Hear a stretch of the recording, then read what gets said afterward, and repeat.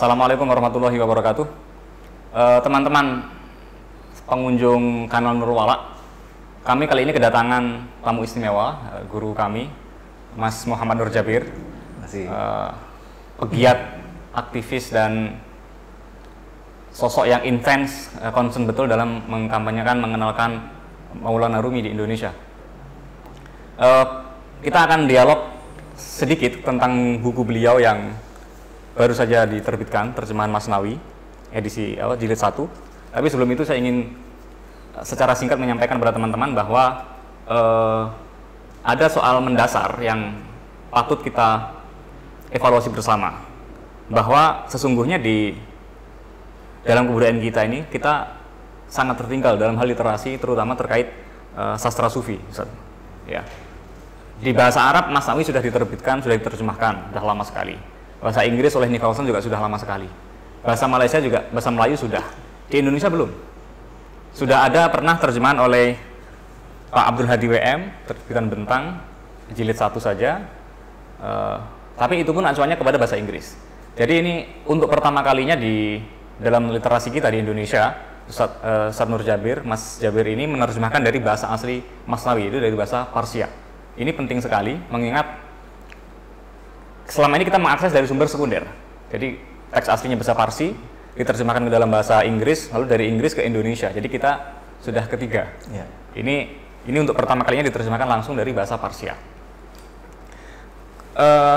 Saya ingin sampaikan juga bahwa sebetulnya Rumi itu bukan sesuatu yang asing di Indonesia. Ya, bukan sesuatu yang asing dan dunia membutuhkan itu. Diterima di berbagai belahan dunia, apapun lintas agama, Ustaz ya. Kemudian lintas bahasa, ya dia terjemahkan dalam beberapa bahasa. Misalnya di perpustakaan kami di Perpus Kanzan Mahfiyah Nurwala ada beberapa edisi Rumi ya. Ada yang dari bahasa Inggris terjemahan Jawid Mujaddidi, kemudian Pak Haidar juga sempat menerjemahkan beberapa cuplikan. Kemudian itu ada terjemahan dari Diwan, beberapa penggal dari Diwan, dan yang lainnya juga dulu Hartoyo Andang Jaya pernah menerjemahkan kutipan-kutipan, dia seorang sastrawan, Kasidah Cinta. Tapi alhasil yang memang langsung dari Masnawi dari bahasa Parsi itu belum ada, ya. Atau mungkin sudah ada tapi tidak menampakkan diri. Ya, tapi yang pasti hingga terbit baru pertama kali diinisiasi oleh Mas Muhammad Nur Jabir. Nah, tentu kita penasaran nih.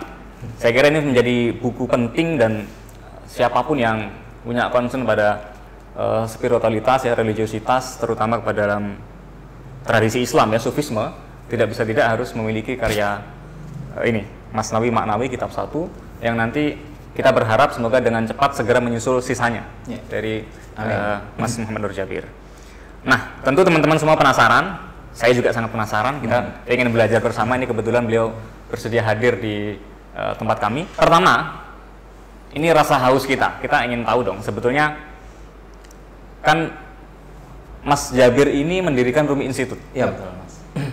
Sudah aktivitasnya sudah dikenal di publik, terutama di media sosial, concern di Rumi. Ya. Nah, sebetulnya apa sih yang membuat Mas Muhammad Nur Jabir ini tertarik atau terseret dalam pusaran Maulana Rumi gitu? Nah, memang secara pencarian ini mungkin secara pribadi ya. Jadi awal-awal saya lebih concern ke filsafat sebenarnya di awal-awal, tapi ketika ingin ke publik kita ada gap bahasa. Betul. Jadi gap bahasa. Jadi gap bahasa ini kemudian saya mencoba mencari kira-kira apa sih yang publik ini lebih bisa ikut terlibat. Misalnya begini, ikut terlibat itu dalam pengertian kalau kita posting, yang berdialog itu bukan cuma kita. Jadi dua arah ya. Dua arah. Terlibat. Jadi semua bisa merasakan apa yang kita posting. Saya pernah ke Ibn Arabi juga mencoba untuk bagaimana bisakah Ibn Arabi itu sama sulitnya dengan filsafat, karena Mas Ibn Arabi mau tidak mau ada istilah-istilah teknis yang tidak mungkin kita hindari gitu kan, tidak mungkin kita hindari. Nah, publik juga ada jarak, saya merasakan gitu. Tapi setelah saya coba-coba posting di waktu itu di FB, coba posting, saya takjub kenapa banyak orang terlibat. Kemudian waktu buat grup ada dulu pertama kali saya buat grup Rumi Institute. Itu saya lebih takjub lagi, kemudian orang terlibat. Jadi selain kita posting, orang lain juga ikut memposting. Jadi saya lihat, oh ternyata sastra itu memang kalau saya lihat dari ini ya sejarah-sejarah kita, kita memang punya akar budaya dengan sastra. Kita tidak asing dengan sastra sehingga yang lebih penting itu adalah orang bisa merasakan sebenarnya apa yang kita posting. Nah, kemudian sesuai dengan concern saya pribadi, saya juga suka tasawuf. Jadi ini sebenarnya berawal dari satu keinginan untuk bagaimana apa yang kita pahami kemudian bisa kita share, dan kemudian dari share itu orang bisa terlibat secara masif. Dan saya lihat kekuatan Rumi di situ. Makanya tidak heran kemudian beliau yang kitab Masnawi yang bahasa Persia kemudian diterjemahkan ke 42 bahasa asing.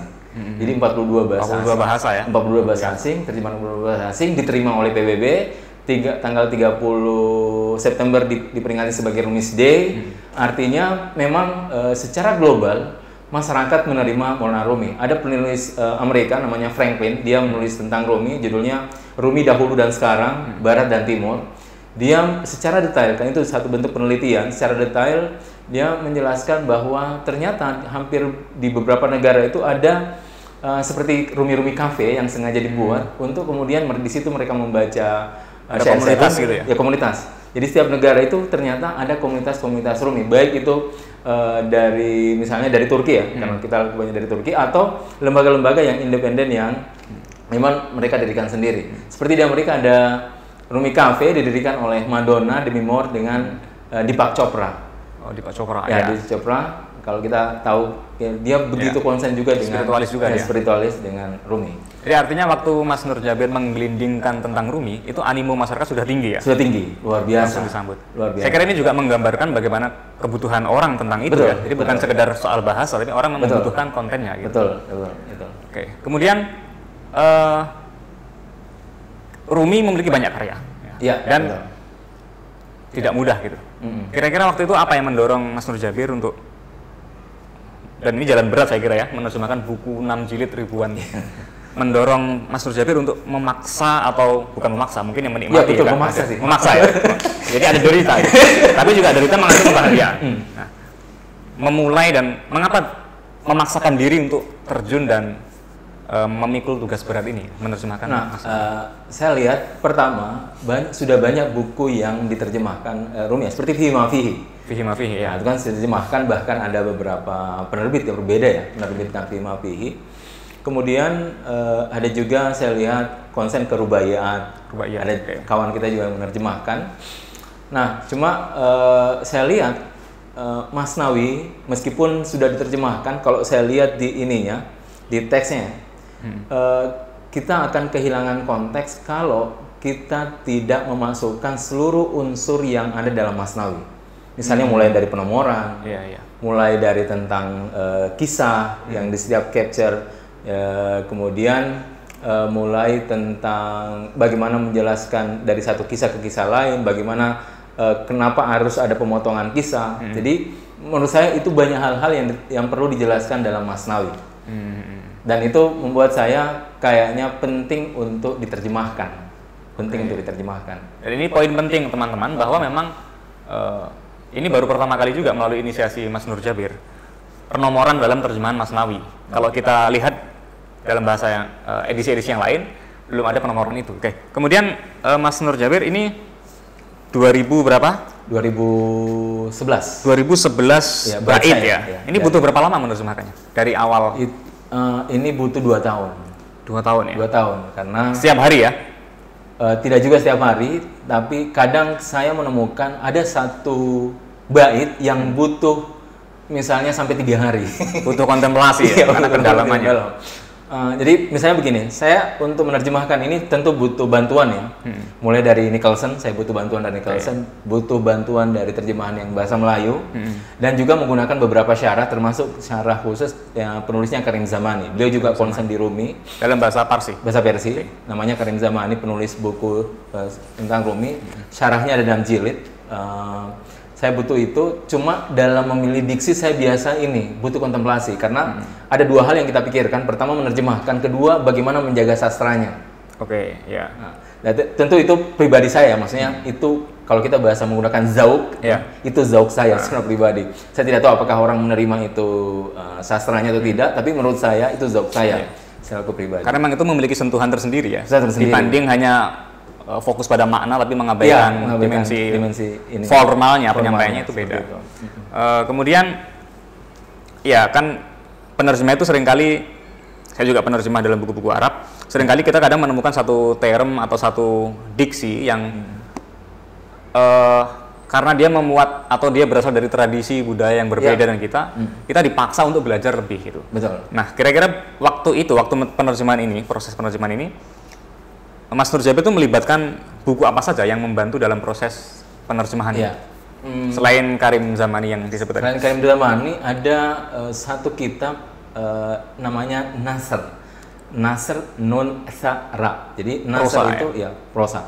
Jadi satu bentuk penerjemahan, tapi penerjemahan dalam bentuk prosa. Dari Masnawi. Masnawi. Oh, oke. Jadi ini sangat membantu untuk kita menangkap makna. Misalnya begini, saya mendapatkan satu bait syair yang jelimet dari bahasa Persia. Nah, untuk memudahkan itu saya harus merujuk ke nasrnya.